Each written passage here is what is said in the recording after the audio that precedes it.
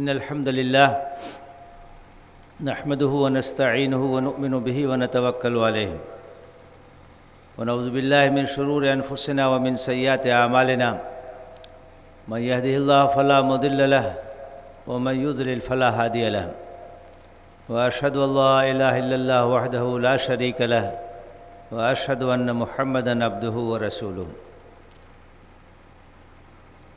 أما بعد فأعوذ بالله من الشيطان الرجيم وما أرسلناك إلا رحمة للعالمين۔ صدر محترم، اسٹیج پہ بیٹھے ہوئے معزز علماء کرام، بزرگوں، بھائیوں، محترم ماں اور بہنوں، یہ عظیم الشان محسن انسانیت کانفرنس یہاں منعقد ہو رہی ہے۔ ہمارے دیار کے لیے یہ خوشی اور اعزاز کی بات ہے کہ یہاں کے لوگوں نے اس کا انتظام کیا اور اس کا اہتمام کیا، اور دور دراز سے علماء کرام یہاں تشریف لائے ہیں جن کے ایمان افروز بیانات سے فائدہ اٹھانے کا ہم سب کو موقع مل رہا ہے۔ میں کوئی زیادہ وقت آپ کا نہیں لوں گا، جو ہمارے مہمان مقرر ہیں ان سے تفصیل سے سننا ہم سب کی خواہش ہے اور زیادہ بہتر ہے۔ اللہ کے رسول صلی اللہ علیہ وسلم ساری دنیا کے لیے رحمت بن کے آئے۔ اللہ تعالیٰ کا ارشاد ہے کہ ہم نے آپ کو ساری دنیا کے لیے، سارے عالم کے لیے رحمت بنا کے بھیجا۔ آپ کے ذریعے سے عظیم الشان نعمتیں ملیں، بہت احسانات ہیں جو آپ کی ساری انسانیت پر ہیں اور ساری دنیا پر ہیں، اور قیامت تک اس کے اثرات باقی رہیں گے۔ ان احسانات میں ایک بہت بڑا احسان یہ ہے کہ آپ نے ان انسانوں کو اور اس انسانیت کو جو بے شمار خداؤں کی پرستش میں مبتلا تھے، خدائے واحد کی چوکھٹ پہ جھکایا۔ یہ ایک سجدہ جسے تو گرا سمجھتا ہے، 1000 سجدوں سے دیتا ہے آدمی کو نجات۔ توحید کی تعلیم، توحید کا پیغام، یہ ایک اللہ کی بندگی کا پیغام ہے، اور ایک اللہ کے سامنے انسانوں کے سر کو جھکاتا ہے۔ آپ سے پہلے دنیا کس طریقے سے شرک اور بت پرستی میں مبتلا تھی، آج بھی شرک اور بت پرستی پائی جاتی ہے۔ آپ کا عظیم احسان ہے کہ آپ نے توحید کی تعلیم دنیا کے سامنے رکھی اور انسانوں کو انسانوں کی غلامی سے نکال کے اللہ کی غلامی میں لا کے ڈال دیا۔ اور اس سلسلے میں جو عظیم الشان احسان ہے وہ یہ کہ آپ نے اس بات کی تعلیم دی قرآن کے ذریعے سے، احادیث کے ذریعے سے، کہ انسان اور انسان کے رب کے درمیان کوئی واسطہ نہیں، کسی واسطے کی ضرورت نہیں ہے، نہ کسی پوپ کی ضرورت ہے، نہ کسی پادری کی ضرورت ہے، نہ کسی واسطے کی ضرورت ہے، نہ کسی وسیلے کی ضرورت ہے۔ ہر انسان کا معاملہ براہ راست اس کے رب سے ہے۔ قرآن میں اللہ تعالیٰ نے فرمایا وَإِذَا سَأَلَكَ عِبَادِي أَنِّي فَإِنِّي قَرِيبٌ أُجِيبُ دَعْوَةَ الدَّاعِ إِذَا دَعَانِ فَلْيَسْتَجِيبُوا لِي وَلْيُؤْمِنُوا بِي لَعَلَّهُمْ يَرْشُدُونَ، کہ میرے بارے میں میرے بندے پوچھیں تو ان کو بتا دو کہ میں ان سے بالکل قریب ہوں۔ کتنی بڑی بات ہے اور انسان کے لیے کتنا بڑا سہارا ہے کہ وہ اپنے رب سے بالکل قریب ہے۔ ہم ہاتھ اٹھاتے ہیں، دعا مانگتے ہیں، اللہ ہماری دعا سنتا ہے۔ ہم اس کی طرف متوجہ ہوتے ہیں، وہ اپنی رحمت کے ساتھ ہماری طرف متوجہ ہوتا ہے۔ فاذکرونی اذکرکم واشکروا لی ولا تکفرون، تم مجھے یاد کرو میں تمہیں یاد رکھوں گا، اور میرا شکر ادا کرو ناشکری مت کرو۔ کتنی بڑی بات ہے۔ آپ ذرا سوچئے کہ یہ انسان، یہ کمزور انسان، گنہگار انسان اپنے رب سے بالکل قریب، کسی واسطے کی ضرورت نہیں، کسی ذریعے کی ضرورت نہیں۔ ہر آدمی چاہے وہ غریب ہو، چاہے وہ کمزور ہو، چاہے وہ ناتواں ہو، چاہے وہ جھوپڑی میں رہتا ہو، وہ اپنے رب سے قریب، وہ اپنے رب کو پکارے، اس کا رب اس کو سنتا ہے، اس کی دعاؤں کو قبول کرتا ہے، اس کی عبادتوں کو قبول کرتا ہے۔ یہ ایک بہت بڑا احسان ہے جو محسن انسانیت کے ذریعے ساری انسانیت پر ہوا۔ اللہ کے رسول صلی اللہ علیہ وسلم نے فرمایا کہ رات کے پچھلے پہر اللہ تعالیٰ سمائے دنیا پہ نازل ہوتا ہے اور فرماتا ہے کہ ہے کوئی دعا کرنے والا کہ میں اس کی دعا کو قبول کروں، ہے کوئی مغفرت طلب کرنے والا کہ میں اس کو معاف کر دوں۔ کتنی بڑی نعمت ہے، کتنا اونچا مقام ہے جو انسان کو ملا ہے اگر وہ توحید سے آشنا ہو جائے اور اللہ سے اپنے رشتے کو مضبوط کر لے، اللہ سے اپنے تعلق کو مضبوط کر لے۔ دوسرا عظیم احسان جو نبی صلی اللہ علیہ وسلم کے ذریعے سے ساری انسانیت پر ہوا، وہ انسانوں کے درمیان بھید بھاؤ اور تفریق کو ختم کرنا۔ قرآن میں اللہ تعالیٰ نے اعلان کیا، یا ایھا الناس انا خلقناکم من ذکر و انثی وجعلناکم شعوبا وقبائل لتعارفوا ان اکرمکم عند اللہ اتقاکم۔ نبی صلی اللہ علیہ وسلم جب دنیا میں تشریف لائے تو انسانی سماج مختلف طبقات میں بٹا ہوا تھا، کوئی اونچا ہے، کوئی نیچا ہے، ہر جگہ ہے۔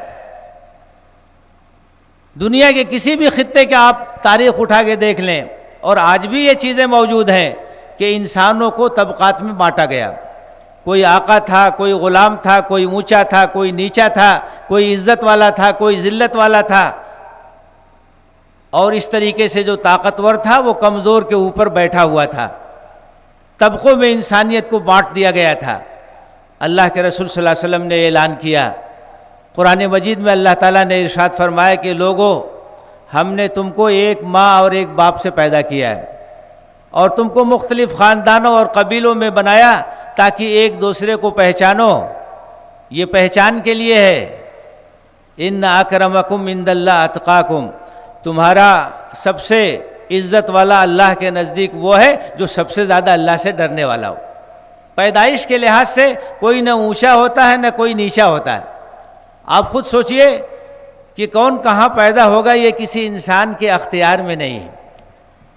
اللہ تعالیٰ جسے چاہتا ہے جہاں پیدا کرتا ہے، تو کس خاندان میں پیدا ہوگا، کس ملک میں پیدا ہوگا، اس میں انسان کا کوئی اختیار ہی نہیں۔ جس چیز میں انسان کا اختیار نہیں ہے وہ اس کے لیے عزت اور اس کے لیے اعزاز کا باعث کیسے ہو سکتی ہے؟ عزت اور اعزاز کا باعث تو وہ چیز ہوگی جس میں ہمارا اپنا اختیار ہو، ہم کچھ کر سکتے ہوں۔ تو پیدائش کے اعتبار سے کوئی اونچا نہیں ہے، کوئی نیچا نہیں ہے۔ اپنے عمل کے اعتبار سے انسان اونچا ہوتا ہے، اپنے اخلاق کے اعتبار سے انسان اونچا ہوتا ہے۔ قرآن نے یہ معیار رکھا کہ جو سب سے زیادہ اللہ سے ڈرنے والا ہے، متقی ہے، پرہیزگار ہے، وہ سب سے زیادہ عزت والا ہے، چاہے کسی خاندان میں پیدا ہوا ہو۔ تو کوئی تفریق نہیں ہے۔ اللہ کے رسول صلی اللہ علیہ وسلم نے فرمایا کہ کسی عربی کو کسی اجمی پر کوئی فضیلت نہیں، اور کسی گورے کو کسی کالے پر کوئی فضیلت نہیں، سب برابر ہیں۔ اپنے عمل کے لحاظ سے انسان آگے بڑھ سکتا ہے۔ یہ بہت بڑا احسان ہے جو نبی کریم صلی اللہ علیہ وسلم کے ذریعے انسانیت پر ہوا۔ تمام انسانوں کو برابری کا درجہ آپ نے دیا، طبقہ واریت اور اس کی جو لعنتیں تھیں وہ لعنتوں کو آپ نے ختم کیا۔ آپ دیکھیے مسجد میں ہم جاتے ہیں تو ایک صف میں کھڑے ہوتے ہیں، نہ کوئی امیر ہے نہ کوئی غریب ہے، نہ کالے اور گورے کے درمیان کوئی تفریق ہے، کسی طرح کی کوئی تفریق نہیں ہے، سب ایک صف پہ کھڑے ہوں گے۔ ایک ہی صف میں کھڑے ہو گئے محمود و ایاز، نہ کوئی بندہ رہا اور نہ کوئی بندہ نواز، بندہ و صاحب و محتاج و غنی ایک ہوئے، تیرے دربار میں پہنچے تو سبھی ایک ہوئے۔ اسی تعلیم کی ضرورت ہے انسانیت کو۔ آج افسوس کی بات یہ ہے کہ خود مسلم معاشرے میں دوسروں کے اثرات کی وجہ سے ہمارے درمیان بھی ذات اور برادری کی بنیاد پہ تفریق پیدا ہو گئی، کوئی اونچا ہے کوئی نیچا ہے۔ یہ اسلام کی تعلیم کے بالکل خلاف ہے۔ اللہ کے رسول صلی اللہ علیہ وسلم نے فرمایا ہے کہ جس کا عمل اس کو پیچھے کر دے اس کا نسب اس کو آگے نہیں کر سکتا ہے۔ خاندان کی وجہ سے کوئی آگے نہیں بڑھ سکتا ہے، نسب کی وجہ سے کوئی آگے نہیں بڑھ سکتا ہے، اپنے عمل کی وجہ سے کوئی آگے بڑھ سکتا ہے۔ حضرت بلال رضی اللہ تعالیٰ عنہ ایک غلام تھے، حبشہ کے رہنے والے تھے، سیاہ فام تھے، لیکن ایمان کی وجہ سے وہ درجہ ان کو ملا، وہ مقام ان کو ملا کہ حضرت عمر ابن خطاب کہتے تھے کہ بلال ہمارے سید ہیں، ہمارے سردار ہیں۔ یہ اسلام کی تعلیم۔ اللہ کے رسول صلی اللہ علیہ وسلم نے کہا کہ بلال کیا بات ہے، تمہارا کون سا عمل ایسا ہے کہ مجھے جنت کی سیر کرائی گئی تو تمہارے قدموں کی چاپ، اس کی آواز میں وہاں سن رہا تھا۔ حضرت بلال نے کہا کہ اللہ کے رسول کوئی خاص ایسی بات تو نہیں نظر آتی ہے، میں جب بھی وضو کرتا ہوں تو 2 رکعت نماز پڑھتا ہوں۔ اب آپ سوچئے کہ ایک سیاہ فام غلام اور اسلام کی وجہ سے، ایمان کی وجہ سے اتنا اونچا درجہ، اتنا اونچا مقام کہ حضرت عمر جیسی شخصیت کہتی تھی کہ ہمارے سید ہیں، ہمارے سردار۔ اسلام میں کوئی بھید بھاؤ نہیں ہے، خاندان کی بنیاد پر کوئی اونچا نیچا نہیں، سب برابر ہیں۔ آج ہمارا معاشرہ اگر اس کا نمونہ پیش کرے اور بھید بھاؤ کو ختم کر کے اسلام نے عزت اور ذلت کا جو معیار قائم کیا ہے اس کے اوپر ہم کاربند ہو جائیں تو آپ دیکھیں کہ اسلام کی بہت بڑی دعوت یہ ہوگی، اسلام کی بہت بڑی تبلیغ ہوگی یہ۔ لیکن آج ہمارا حال کیا ہو گیا ہے کہ بتان قوم و وطن تو نے جن کو توڑا تھا، نئے سرے سے انہیں ہم نے پھر تراش لیا، اور کیا تھا تو نے اخوت کا جو محل تعمیر، اسے نفاق کی ضربت سے ہم نے توڑ دیا۔ یہ اللہ کے رسول صلی اللہ علیہ وسلم کا عظیم احسان ہے انسانیت پر۔ پھر آپ کا ایک عظیم احسان یہ ہے کہ سماج میں جو کمزور طبقات تھے آپ نے ان کو انصاف دلایا۔ آج سماجی انصاف کی بات ہوتی ہے، عدل اجتماعی کی بات ہوتی ہے، سوشل جسٹس کی بات ہوتی ہے۔ اگر کسی کو سماجی انصاف دیکھنا ہو، اگر کسی کو عدل اجتماعی دیکھنا ہو تو اسے نبی کریم صلی اللہ علیہ وسلم کی تعلیمات میں دیکھنا چاہیے، اور آپ کے ذریعے سے جو انقلاب آیا تھا اس انقلاب میں دیکھنا چاہیے۔ آپ کمزوروں کے نجات دہندہ بن کر کے آئے، کمزوروں کے لیے سہارا بن کر کے آئے۔ سماج میں جو کمزور طبقات تھے جن کو دبایا گیا تھا اور جن کے اوپر ظلم اور ستم روا رکھا جا رہا تھا، آپ نے ان کو انصاف دلایا اور ظلم اور ستم سے ان کو آپ نے نجات دلائی۔ عورتوں کی کیا حالت تھی، آپ تاریخ کا مطالعہ کر کے دیکھیے۔ نبی کریم صلی اللہ علیہ وسلم جب تشریف لائے تو چاہے وہ روم ہو، ایران ہو، چاہے وہ ہندوستان ہو، دنیا کی کسی بھی تہذیب کی اس وقت کی حالت دیکھ لیجئے آپ کہ عورتوں کا کوئی مقام نہیں تھا، ان کی کوئی حیثیت نہیں تھی، ان کی کوئی عزت نہیں تھی، ان کی کوئی شخصیت نہیں تھی، ان کو ملکیت تک کا حق نہیں دیا جاتا تھا، ان کو دبا کے رکھا گیا تھا، ان کے حقوق کا کوئی خیال کرنے والا نہیں تھا۔ نبی کریم صلی اللہ علیہ وسلم آئے تو انہوں نے عورتوں کو اعزاز دیا، عورتوں کو ان کا حق دیا، عزت اور احترام کا مقام دیا، ایک ماں کی حیثیت سے، ایک بیوی کی حیثیت سے، ایک بہن کی حیثیت سے، ایک بیٹی کی حیثیت سے اسلام نے جو مقام دیا ہے اس کا موازنہ کسی دوسرے سسٹم سے یا کسی دوسرے مذہب سے نہیں کیا جا سکتا۔ عربوں کی حالت تو یہ تھی کہ عورتوں کو، بچیوں کو تو وہ اپنے لیے اتنا منحوب سمجھتے تھے کہ وہ زندہ درگور کر دیتے تھے۔ ایسے ایسے لوگ بھی تھے جو بعد میں مسلمان ہوئے، انہوں نے کہا کہ اللہ کے رسول میرے ساتھ میری زندگی میں ایسا بھی ہوا ہے کہ میں نے کئی اپنی بچیوں کو اپنے ہاتھ سے دفن کیا۔ قرآن نے کہا وَإِذَا الْمَوْءُودَةُ سُئِلَتْ بِأَيِّ ذَنبٍ قُتِلَتْ۔ آج بڑی ترقی یافتہ دنیا ہے تو آج بچی کے پیدا ہونے سے پہلے اس کو ختم کر دیا جاتا ہے۔ آج کی جو تہذیب ہے، آج کا جو زمانہ ہے، یہ اپنے آپ کو ماڈرن زمانہ کہتا ہے۔ عرب کے جو لوگ تھے وہ تو پیدا ہونے کے بعد بچیوں کو درگور کرتے تھے، آج تو سونوگرافی ہے، الٹرا ساؤنڈ ہے، بچی پیدا ہونے سے پہلے اسے ختم کر دیا جاتا ہے۔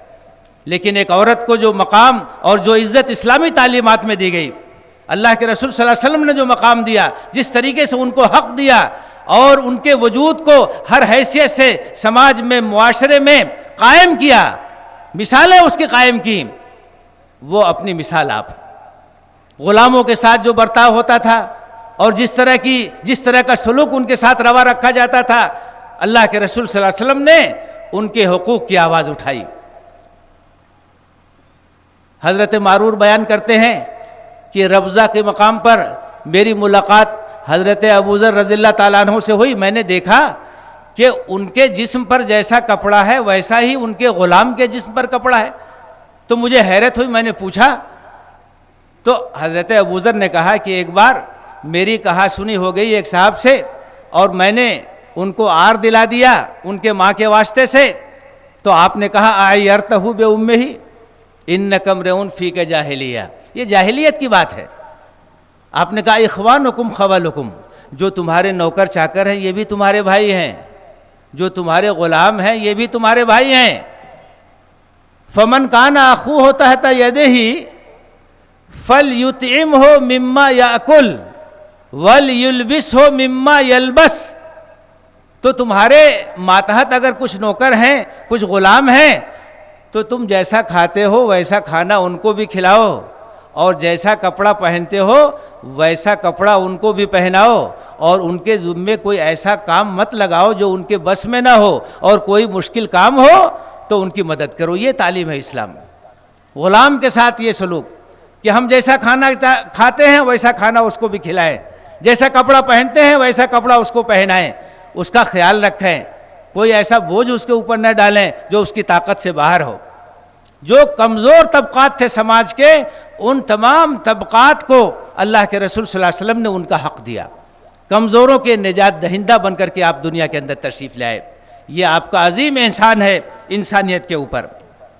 پھر آج انسانی حقوق کی بات ہوتی ہے، ہیومن رائٹس کے چارٹر کی بات ہوتی ہے، جبکہ اللہ کے رسول صلی اللہ علیہ وسلم نے انسانی حقوق کو دنیا کے اندر قائم کر کے دکھایا ہے کہ کسی انسان کو اس کے بنیادی حق سے محروم نہیں کیا جا سکتا ہے۔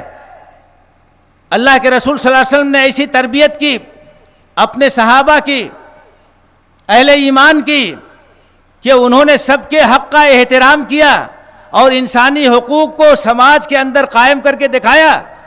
حضرت عمر ابن خطاب رضی اللہ تعالیٰ عنہ کے زمانے میں مصر کے اندر ایک واقعہ پیش آیا، وہاں آپ کے گورنر تھے حضرت عمرو ابن العاص۔ ایک مقابلہ تھا گھوڑ سواری کا، ان کے بیٹے کا گھوڑا بھی تھا، ایک قبطی تھا اس کا بھی گھوڑا تھا، اتفاق سے قبطی کا گھوڑا آگے نکل گیا تو گورنر کے بیٹے کو غصہ آ گیا اور انہوں نے اپنے کوڑے سے اسے مار دیا۔ وہ مظلوم مدینہ آیا اور اس نے آ کر کے امیر المومنین سے شکایت کی۔ حضرت عمر ابن خطاب نے اپنے گورنر کو بیٹے کے ساتھ طلب کیا، اور جب وہ پہنچے تو حضرت عمر کے دربار میں پورا معاملہ رکھا گیا۔ جب بات ثابت ہو گئی تو حضرت عمر نے اس قبطی کے ہاتھ میں کوڑا دیا اور کہا کہ اس نے تمہارے ساتھ زیادتی کی ہے، تم اپنا بدلہ لے لو۔ اور اس نے بھرے دربار میں بدلہ لیا، اور اس کے بعد حضرت عمر نے ایک تاریخی جملہ کہا۔ انہوں نے کہا اپنے گورنر کو خطاب کرتے ہوئے، متا استعبدتم الناس وقد ولدتہم امہاتہم احرارا، کہ تم نے لوگوں کو غلام کیسے سمجھ لیا ہے، یہ تو اپنے ماں کے پیٹ سے آزاد پیدا ہوئے۔ یہ انسانی حق کی بات ہے، یہ انسان کے حقوق کے احترام کی بات ہے، جس کی تعلیم قرآن میں ہے، جس کی تعلیم اللہ کے رسول صلی اللہ علیہ وسلم کی سنت میں ہے، آپ کی احادیث میں ہے۔ انسانی حقوق کا احترام اور انسانی حقوق کا پاس و لحاظ اللہ کے رسول صلی اللہ علیہ وسلم نے کرنا سکھایا۔ پھر آپ نے ایک ایسی شریعت دی، ایک ایسا قانون دیا جو ہر زمانے کے لیے، ہر ملک کے لیے، ہر طرح کے حالات کے لیے بہترین ہے۔ آج دنیا بھر کے مسائل سے لوگ پریشان رہتے ہیں، وہ قانون پہ قانون بنتے ہیں لیکن مسئلہ حل نہیں ہوتا ہے۔ ابھی ہمارے ملک میں دیکھیے عورتوں کے ساتھ جو زیادتی کے واقعات ہوئے، تو بڑا مطالبہ ہوا، بڑا احتجاج ہوا کہ سخت سے قانون بننا چاہیے، قانون بھی بنا. لیکن آپ یہ بتائیے کہ کیا واقعات میں کوئی کمی ہو رہی ہے؟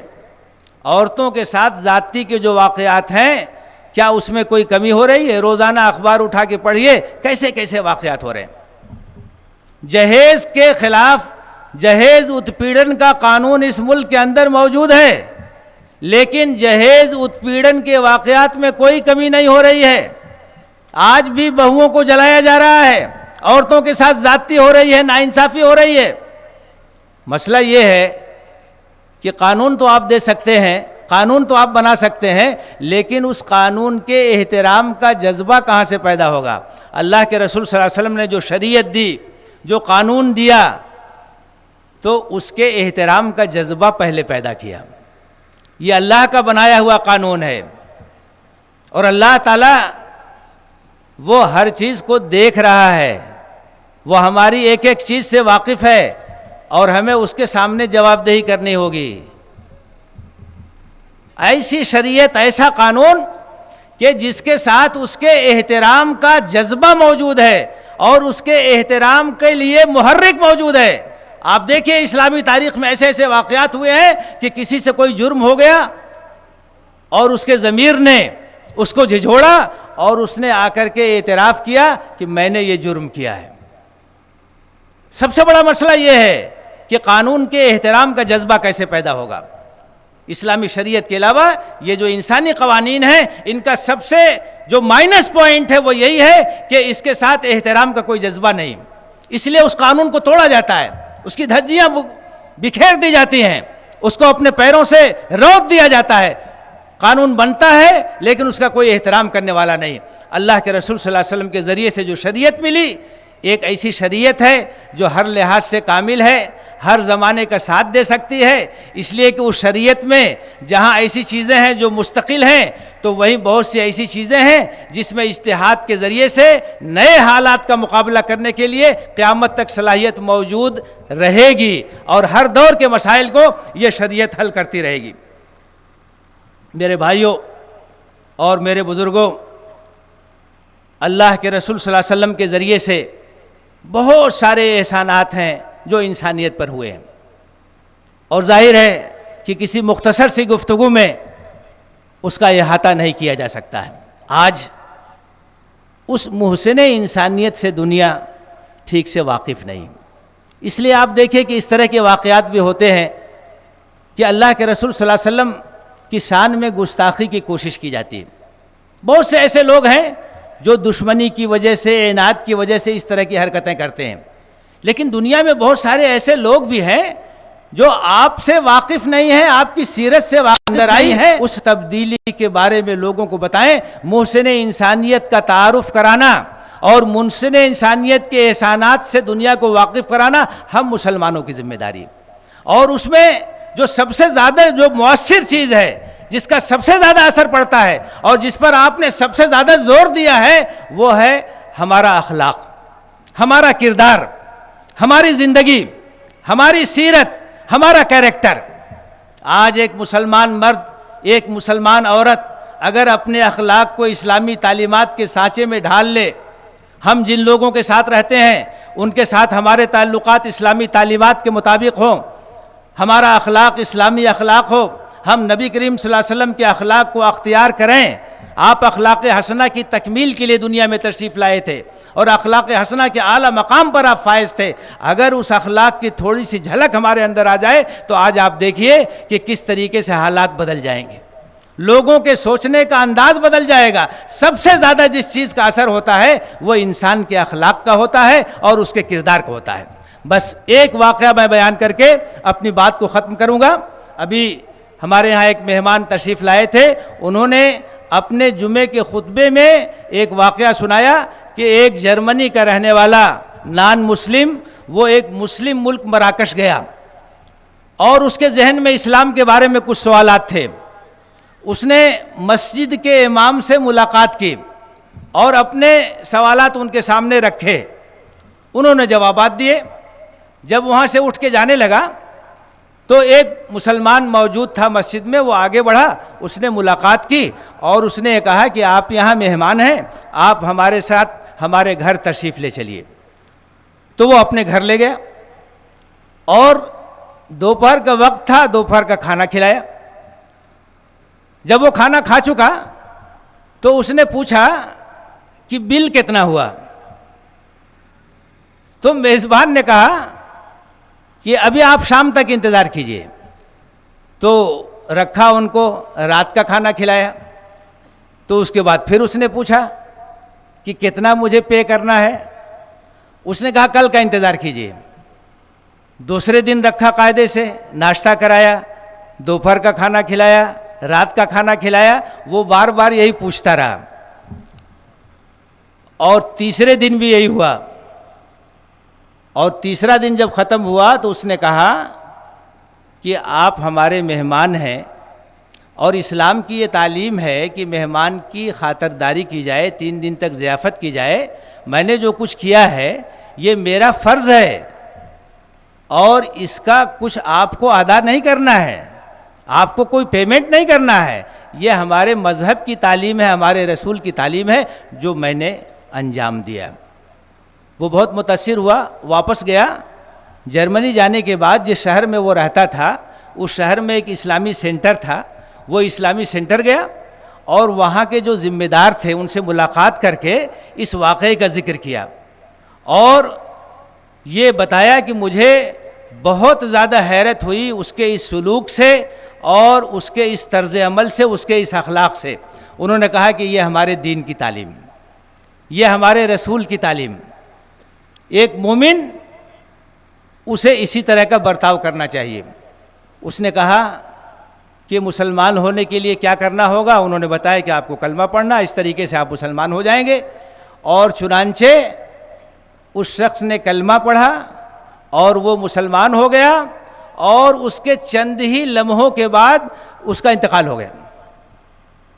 آپ ذرا سوچئے کہ ایک اخلاق، ایک کردار، ایک کیریکٹر، ایک عملی مثال کس طریقے سے انسان کے دل پر اثر کرتی ہے اور اس کے زندگی کو بدل دیتی ہے۔ اللہ کے رسول صلی اللہ علیہ وسلم کی زندگی کا سب سے بڑا پیغام یہی ہے کہ اپنے اخلاق کے ذریعے سے لوگوں کو متاثر کیا جائے۔ آج اسی اخلاق کو ہمیں اپنانے کی ضرورت ہے۔ آدمی نہیں سنتا، آدمی کی باتوں کو پیکر عمل بن کر غیب کی صدا بن جا۔ اللہ سے دعا ہے کہ ہمیں محسن انسانیت کے اخلاق کو اختیار کرنے کی توفیق دے، اور آپ کے احسانات سے دنیا کو واقف کرانے کی توفیق دے، آپ کی سیرت اور آپ کے پیغام سے دنیا کو واقف کرانے کی توفیق دے۔ آمین۔ وآخر دعوانا ان الحمدللہ رب العالمین۔